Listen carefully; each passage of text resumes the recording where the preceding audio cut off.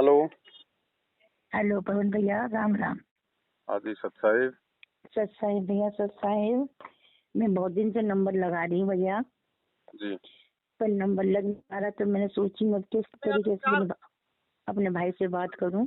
जी मैं गुरुजी का पाठ कराना चाहती हूँ, पाठ या ज्योति हवन जो कुछ। अब उसका तो मुझे पता नहीं किस तरीके से ज्योति हवन पाठ होगा, मुझे तो पता नहीं, क्योंकि मैं तो सन 2014 में गुरुजी से नामदान लिया था। हम्म, तो वो कहते हैं ना कि जब ही मोड़ाए सुर फिर पड़ गए ओले, जैसे तो गुरुजी से नाम लिया कि फिर बरमाला कांड हो गया। तो मुझे तो कुछ पता भी नहीं कैसे ज्योति होती है, हम्म, कैसे हवन होती है, कैसे पाठ होता है। तो मैंने सोचा था मैं पवन भाई से पूछूं और जैसे बताएंगे उस तरीके से मैं करने को तैयार हूँ। पाठ ज्योति तो गुरुजी आने के बाद में करवाना बहन जी। अब कहाँ कराओगे, कोई है ही नहीं कोई पाठ ज्योति करने वाला। तब क्या करूँ, मैंने बोल कुछ के नहीं रखा करना, हुआ है। अब बोल के रखा हुआ तो बस ठीक है, आपने संकल्प कर लिया ना। हाँ, अब संकल्प तो बस किया, तो पर हो गया आपका। अब जो गुरुजी आए तो पैसा गुरुजी को दे देना। अब क्या पता मैं मर गई नहीं यार। हाँ? फिर उनका बड़ा दुख लगता है मुझे। अब दुख तो है, लेकिन बहन जी अब ज्ञान भी दिया ना परमात्मा ने। क्या करूँ मैं, मुझे तो कुछ समझ भी नहीं आ रहा मैं क्या करूँ। हाँ। मैं बहुत दुखी थी, मैं सोच रही थी मैं अपने मरते मरते पहले अपने गुरु जी के लिए या हवन या ज्योति या पाठ कुछ भी हो चल लेके मैं करवा दूँ अपने भाई। मैंने कहा तो भाई से सलाह मिलेगी, और तो कोई मेरे को सलाह दे नहीं सकता। तो मैं कभी कहीं गई नहीं हूँ, एक बार हमारे आश्रम से जाएंगे फिर मैं कहीं नहीं। मैं 7 साल नींद की गई थी वहाँ, वो क्या बोलते हैं तुम्हारे यहाँ राजस्थान में गई थी मैं अभी। एक तो महुआ हाँ, माला खेड़ा।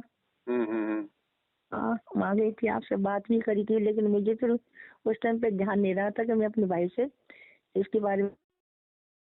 फिर मुझको ध्यान आया, मैं कितने दिन से नंबर लगा रही हूँ, तुम्हारा नंबर ही नहीं लग रहा। फिर मेरा गुरु जी का नाम लेके कहा मेरे भाई से मेरी बात हो जाए मालिक।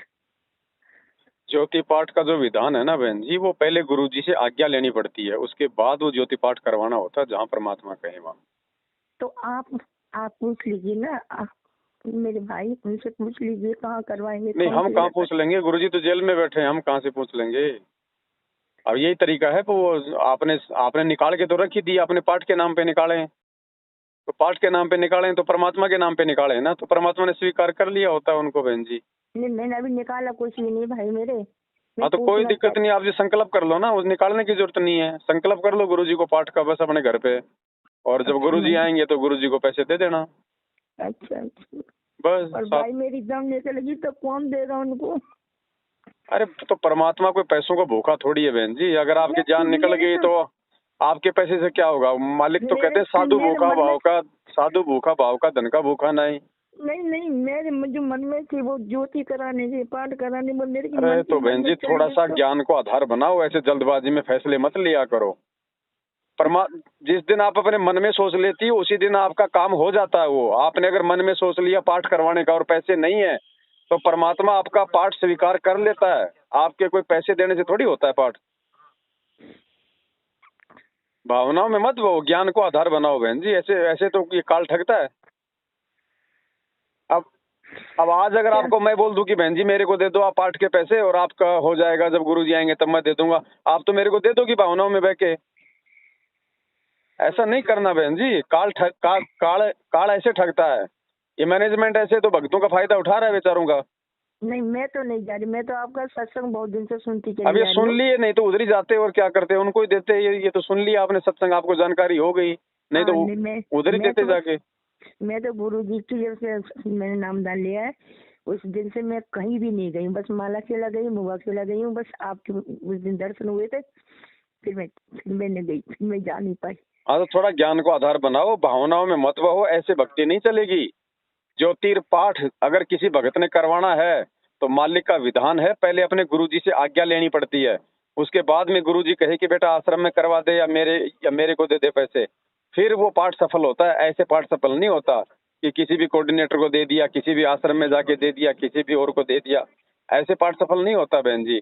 वर्तमान में सबसे उत्तम विधि है यदि अगर आपको ज्योति पाठ करवाना है तो अपने घर पे गुरुदेव को दंडवत प्रणाम करो और मालिक से प्रार्थना करो कि हे परमात्मा, दासी आपके चरणों में पाठ प्रकाश का संकल्प करती है, परमात्मा इसको स्वीकार करो। जब आप आश्रम में आ जाएंगे, जो पैसा आप कहेंगे पाठ प्रकाश का, दासी आपके हाथों में दे देगी। तो कहते हैं साधु भूखा भाव का, धन का भूखा नाई, जो कोई धन का भूखा साधु भी नाई। परमात्मा पैसे का भूखा नहीं होता है, परमात्मा भगत के भाव का भूखा होता है, वो स्वीकार कर लेता है उस पाठ को। तो मेरे को ज्ञान नहीं मिल पाया भाई। मैं एक बार गुरुजी से नाम दान लेके फिर मेरे को कुछ पता ही नहीं, मैं किससे पूछूं, क्या पूछूं। कोई बात नहीं, नहीं मिला तो कोई बात नहीं। मिला था मुझे, मैंने कि चलो पवन भाई से पूछ लिया करूंगी, जो कोई बात होगी सो। हाँ तो कोई बात नहीं, अब आपको जानकारी हो रही है ना, अब उस हिसाब से रहो और ज्ञान को ग्रहण करो, ज्यादा से ज्यादा सत्संग सुनो, अपने आप को दृढ़ बनाओ बहन जी। ये आंसू बहाने की भक्ति नहीं है, आंसू केवल अपने परमात्मा के प्यार में बहाओ, आंसू किसी और चीज में मत बहाओ। ऐसे तो ये काल भी भक्तों की भावनाओं का फायदा उठा लेगा। मैं तो भगवान से रोज कहती हूँ, भगवान आप जल्दी आ जाओ, क्योंकि मेरी भी 60 साल की उम्र, 60-65 साल की होगी, पता नहीं। कोई दिक्कत नहीं बहन जी। तो आप बहन जी अगर आप मर गई, शरीर छोड़ दिया तो क्या हो जाएगा? परमात्मा ने आपको अपने चरणों में तो ले लिया ना, आगे भी वही संभालेगा। आज से पहले आपको पता था क्या मोक्ष क्या है, सतलोक क्या है? ये तो नहीं पता। तो आगे भी परमात्मा का काम है, हम क्यों टेंशन लेते हैं इस बात की? हमने केवल भक्ति की टेंशन लेनी है, मर्यादाओं की टेंशन लेनी है, मरने की टेंशन नहीं लेनी। परमात्मा कहते हैं जिस मरने से जग डरे मेरे मन आनंद, कद मरूं कद पाऊं वो पूर्ण परमानंद। भगत को तो खुशी होनी चाहिए अगर वो मर्यादा में रह के भक्ति कर रहा है, तो कि परमेश्वर यहाँ तो जितनी जल्दी मौत आ जाए आपके चरणों में आ जाऊं, क्योंकि बगैर मरे तो हम जा ही नहीं सकते भगवान के चरणों में। वही तो कह रही हूँ मैं, वही तो मैं परमात्मा के भगवान मुझे तो जल्दी ले ले बस। तो घबराने की जरूरत नहीं, भक्ति ज्ञान आधार की है बहन जी। ऐसे बात पे हमने आंसू भी नहीं बांधने इस भक्ति में, परमात्मा दुखी होता है इससे। मैंने तो बच्चा दुख देखा है बहन जी, सब दुखी है यहाँ पे दुखी कौन नहीं है? सबसे बड़े दुखी गुरु जी हैं। हम नीचों की नालायकता को देख के सबसे बड़े दुखी तो गुरु जी हैं। आज गुरु जी के खिलाफ उनका परिवार, उनके बेटा बेटी, उनके भाई बंधु, 90% संगत गुरु जी के खिलाफ काम कर रही है। सबसे बड़ा दुखी कौन होगा यहाँ पे? गुरु जी हैं। परिवार का, गुरु जी का परिवार, मेरा परिवार में कोई अंतर नहीं है मेरे भाई।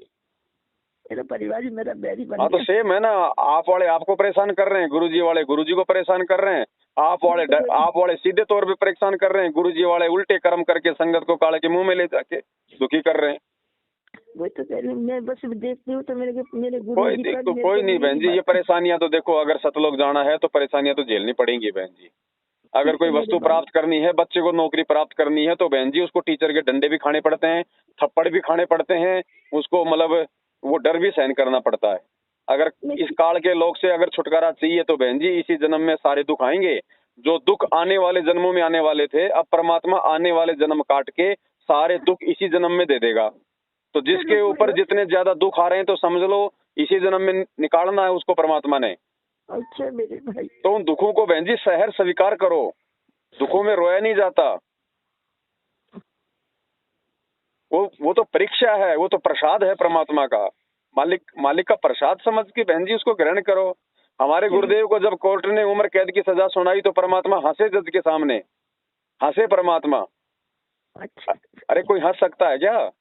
कोई नहीं है। तो फिर जो काम परमात्मा कर सकता है दूसरे संत नहीं कर सकते, और जो धैर्य, विश्वास और दृढ़ता परमात्मा के भक्तों में हो सकती है वो दूसरे संतों के भक्तों में नहीं हो सकती। तो बहन जी भावनाओं में बहने का मार्ग नहीं है, भावनाओं में तो काल ये ठग लेता है। कोई भी काम करो सोच विचार के, परमात्मा से प्रार्थना कर करके। मैं तो बहुत प्रार्थना करती, मैं तो बस इतनी चिंता लगी मेरे भाई कि मेरी 60-65 की उम्र हो गई, अब पता नहीं कब। कोई बात नहीं, आप देखो संकल्प नहीं रह जाए, मेरी ये सोचने लगी मेरा संकल्प नहीं रह जाए। बहन जी हमारे कोई संकल्प नहीं होते हैं, संकल्प भी परमात्मा ही करवाता है और पूरा भी वही करवाता है। ठीक है, और बाकी आपकी उम्र चाहे 60 की हो चाहे 160 साल की हो, अगर भगवान ने आपको जीवाना होगा तो क्या अर्जुन सर्जन को 250 साल तक नहीं जीवाया क्या? और नहीं जीवाना होगा और आपका शरीर छूटना होगा तो आगे परमात्मा का काम है। आपको कब शरण मिलेगा, कहाँ शरण मिलेगा, कौन से भगत के घर में भेजेगा, सभी थोड़े ना इसी जन्म में पार हो रहे हैं बहन जी।